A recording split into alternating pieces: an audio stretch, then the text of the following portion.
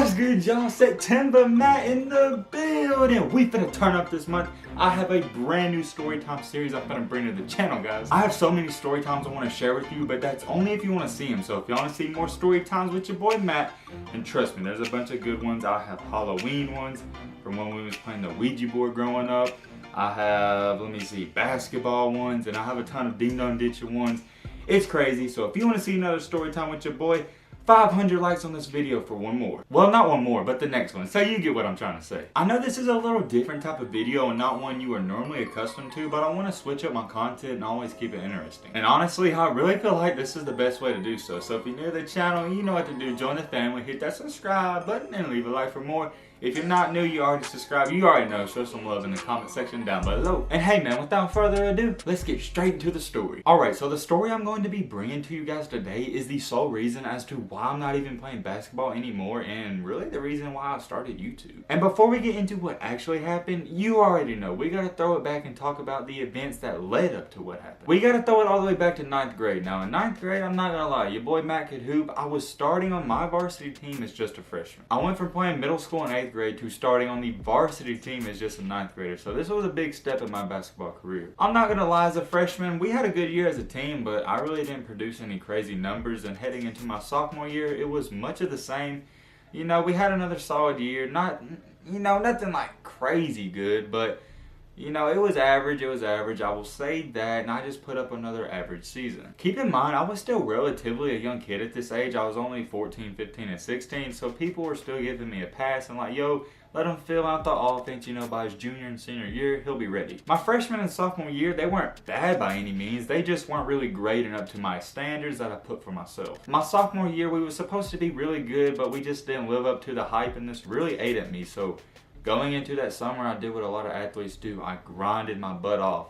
And one thing I gotta say is that if you're a young athlete out there and you're in high school, do not get, lost up in these females, drugs and all that vaping crap. Don't get involved with all that. If you want to go D1, D2, or chase your dreams or anything, just stay on that grind, man. And one thing I just vividly remember was the summer going into my junior year, I worked my butt off. Our team had morning workouts, and before those I would work out, and then after those workouts I would do a basketball shoot around. And I just remember at that point in time, a lot of my friends, were getting involved in parties. By the age of when you're in 10th or 11th grade, that's when a lot of your friends, start going to parties and stuff. But I just didn't do any of that. I would go outside, shoot basketball, and always working on my craft. So I do gotta say, I'm proud of myself for that. The only real advantage I ever had over anybody else was that I just outworked them. I was pretty talented, but I just really worked extremely hard. So long story short, for my summer going into my junior year, I worked my tail off each and every day, and I was just telling myself, yo, Matt, it's gonna pay off. I know it's not paying off right now, but whenever the season starts, that work you put in, everyone's gonna see it, and you're gonna outperform everyone. And another big thing I want to tell you guys, if you're out there and you're in middle school, high school, a little motivational Matt in the building, man. Trust the process. I know you don't see results right away, but it's corny, I know, but you just gotta trust the process. Trust me, it works, man. Just stick to your core principles and be disciplined. Anyways, continuing on with our story, my summer came to an end, my junior year was approaching. Eventually the football season came to an end, and the first game was approaching us, and you already know, you know what I'm talking about. If you go to a big school, everyone starts hyping you up before the first game. They're like, yo, are y'all gonna be good this year? Yo, how many points are you gonna score, and all that stuff. And I consider myself a humble person, I was just like, hey man, come to the game, you find out. That's all I ever say. I was like, come to the game and you'll see. That's the only thing I would really say. I'm like, hey man, if you want to see for yourself, just come to the game and you'll find out. And our first game for this season was up against one of the best teams in the state. They were always one of the best teams, and they're still one of the best teams. I played my high school basketball in Alabama, and we was playing up against East Limestone. If you're in the state of Alabama, you may have heard about them, but yeah, long story short, they're pretty good. And when I say their team was good, I don't mean just, casual good. They really hooped. So heading into that game, I was actually feeling pretty confident about myself and my team. When school was coming to an end, everybody was like, yo, we're gonna have a student section there. It's gonna be lit. And my high school was relatively big, so anytime we had a student section, it really stood out. So it was always cool to have. If you ever played for a student section, you know what I'm talking about. And I really didn't feel any pressure, even though there was a lot of pressure on me because it was my 3rd year on varsity. The school was, dependent on me to finally produce, not average or good numbers, but great numbers. So you would think I would feel that pressure, but I was just calm, cool, and collective and took it as another game and another business trip. Flash forward in time, you know, it's game time. The girls and all the other teams, they're playing before us. I show up to the game, I always dressed up for my games. I wore a suit to every single game. It just looks good, and my mom always wanted me to. Shout out to her. Always had me dressing right. You know, game time's coming up. I don't remember much from game time. I was just always locked in. Anyways, the game is about to start, and this is where things get intense. Coach gives us our little pep talk. It was good. It was sweet.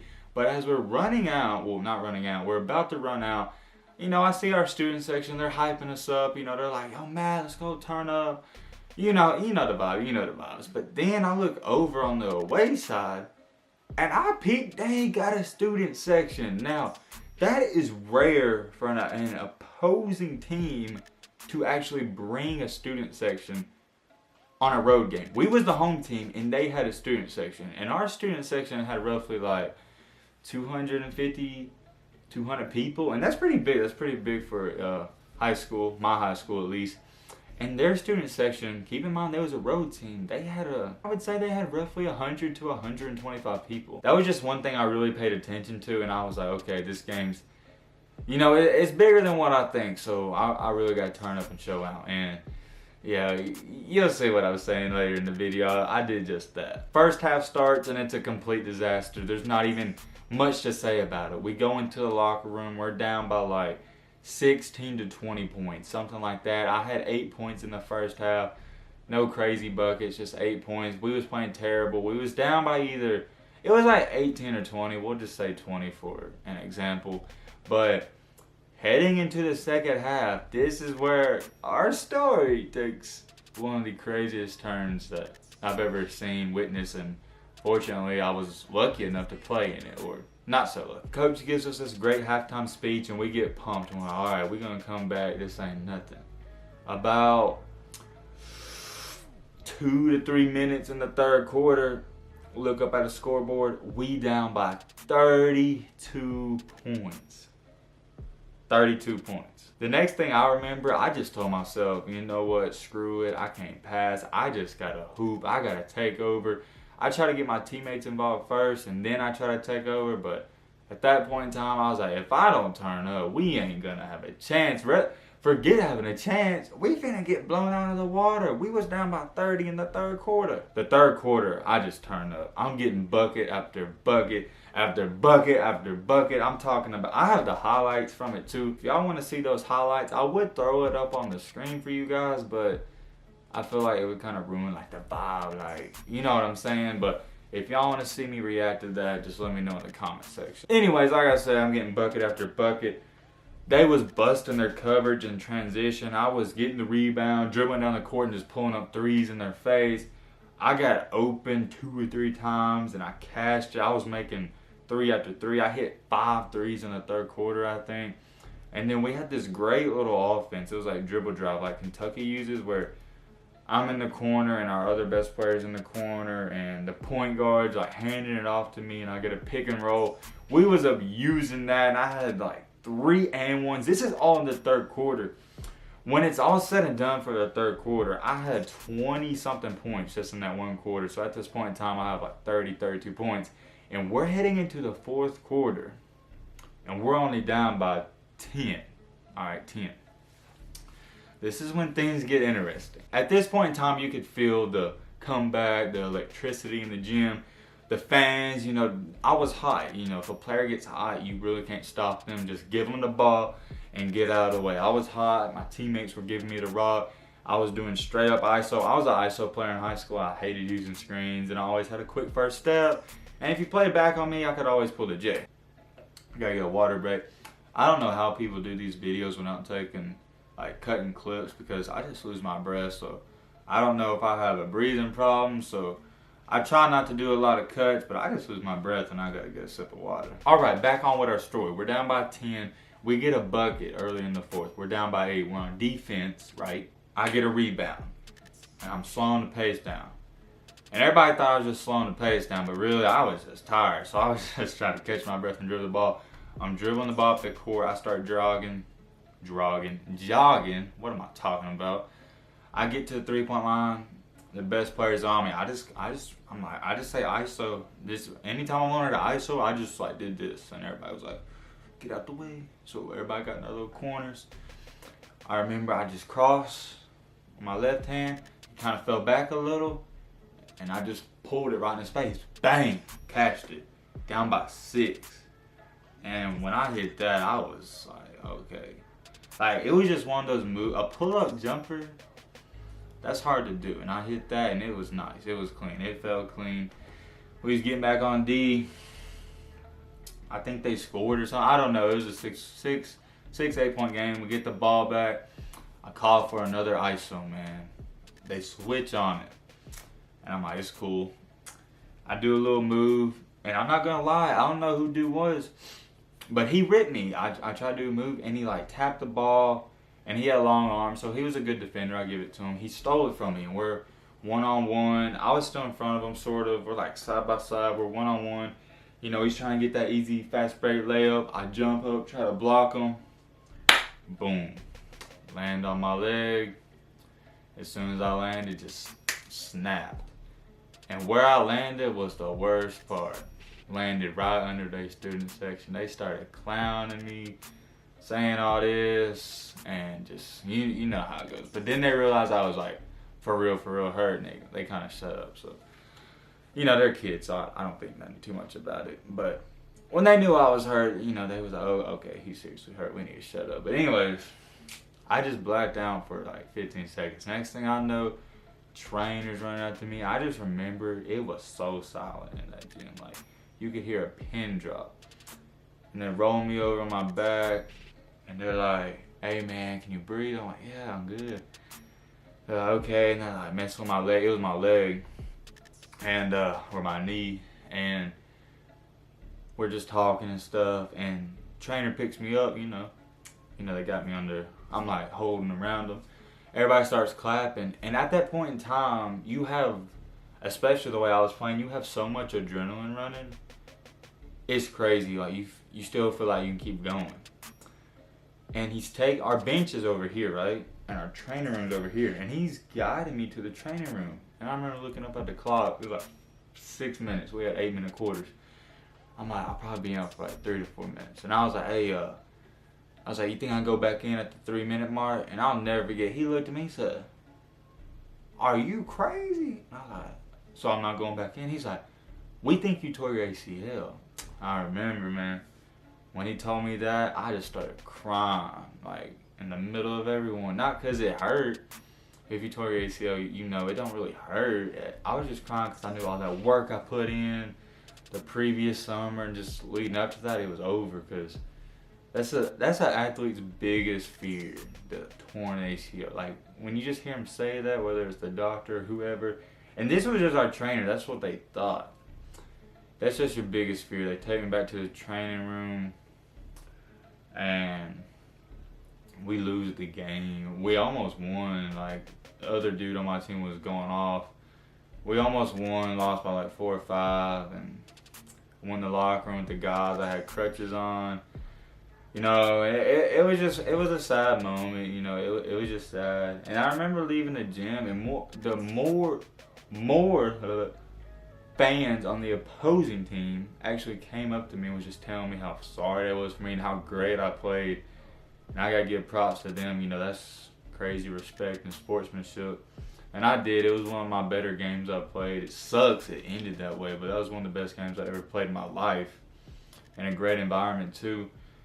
Anyways, trainer calls doctor, and he's like, hey man, I got a guy, he can probably play Division II, Division I basketball, we need to get him in the morning, blah, blah, blah, blah, do all this. We take the MRI test, comes back, I tore my ACL completely, my patella tendon, both my meniscuses, and part of my hamstring. Doctor tells me that, and I'm like, okay. I'm like, so what we doing? He's like, well, you might not ever play basketball again. I'm like, what? Like, no way. Like, he's like, I mean, he literally told me, I'm not capping. He said I'd be lucky if I just walk normally again and my leg gets fully healed. He said playing basketball would be just a dream come true again. And I was like, all right, well, what's my best option? And there's a doctor in Pensacola, Florida. His name's Dr. Andrews. He's done surgery on the Saints. Well, he plays for Baltimore now. Mark Ingram, he's done surgery on a ton. He's famous. So he's like, well, I know this guy. He only does surgeries on top athletes. He's like, I'm going to just tell him, you know, you're pretty good and we'll see what we can do. I ain't bragging about that. I'm just telling you. And I was like, all right, bet. Calls him up, you know. They work on a date, but here's the thing. That injury happened in early November. He was so booked. I couldn't even get my surgery till December 24th. So I didn't even have surgery until the day before Christmas. Went out there, yeah. So it was great, you know, surgery went good and whatnot. Wound up coming back, just worked my butt off, and I got to play my senior year. So, and this video is going to be too long to talk about my senior year. So if y'all want to see more stories with your boy Matt, y'all want to hear me talk about my senior year, how it went? I did get some offers. I got some offers. So if y'all want to hear about that, like I said, 500 likes, and we'll do more basketball stories. I have a bunch of good ones for my senior year. But yeah, I was never the same though. Keep this in mind. I said this play ended my career, and it really did. I played my senior year, but hold on. I'll show y'all right here. I had to wear this brace, this bungy brace, and I was only 65% healed. I couldn't jump the same. I couldn't do anything the same. My junior year, I had a couple of D1 schools looking at me, D2 schools. As soon as I tore my ACL, pulled their offers. That's just what these schools do. They pull the offers, man. It's a business at the end of the day, so why would you recruit someone who's hurt? I didn't think too much about it, but yeah, I played my senior year, had a great senior year, had offers, but I was never the same and nowhere close. And anyone that knows me or play with me, they'll tell you the exact same thing. If I don't get hurt in that game and I finish out my junior year and have a healthy junior year and senior season, I really truly feel like I'd be at a Division I school. I ain't saying I go to the NBA, but I'd be at a D1 school hooping. But hey, if that wouldn't have happened, I wouldn't have even started YouTube. But that's another story for another day as well. And this video is getting too long. But yeah, man, I snapped my ACL, was never the same. Played my senior year, but I was hurt the entire time. So it just basically ended my basketball career, honestly. But yeah, man, like I've already said, this video is going to be too long to talk about my senior year. So if you want to hear me talk about that, 500 likes on this video for more story times. Let your boy Matt. And as always, let's be great. If you're new to the channel, you know what to do. Join the family, hit that subscribe button, and leave a like for more. I done said let's be great. Literally, you know what I'm talking about. Let's be great. I'm out. Peace.